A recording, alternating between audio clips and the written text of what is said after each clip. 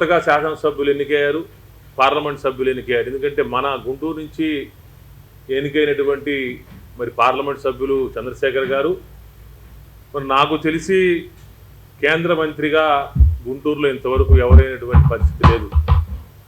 ఎప్పుడో నాకు చిన్నప్పుడు కొత్త రఘురామయ్య గారు అయ్యారని చెప్పేసి చెప్తూ ఉంటారు, అది కూడా నాకు తెలీదు.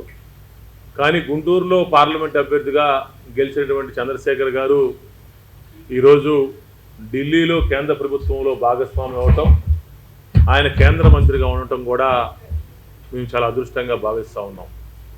ఎందుకంటే మరి గుంటూరులో కొన్ని రైల్వే ప్రాజెక్టులు ఉన్నాయి, కేంద్ర ప్రభుత్వం నుంచి నిధులు తీసుకొచ్చేటువంటి అవసరం ఎంతైనా ఉంది.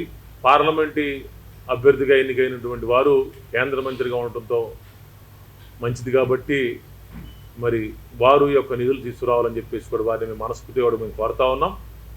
అదేవిధంగా గుంటూరు నగరానికి ఒక ఐకాన్ లాగా ఉండేటువంటి టీవీకే నాయుడు కూరగాయల మార్కెట్ను కూడా మేము టెండర్ దశలో పూర్తయింది.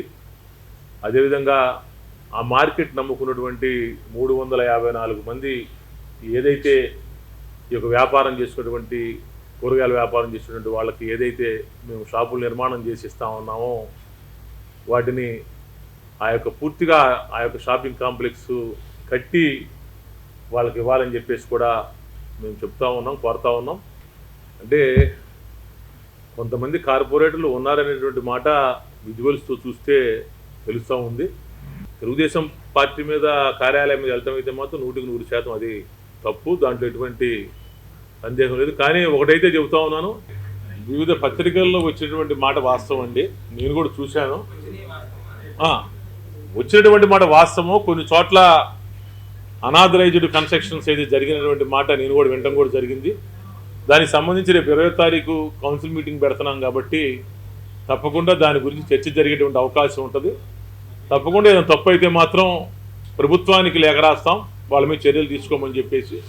ఈ వీడియో నచ్చితే లైక్ చేయండి, షేర్ చేయండి. మరింత సమాచారం కొరకు మా ఛానల్ను సబ్స్క్రైబ్ చేయండి.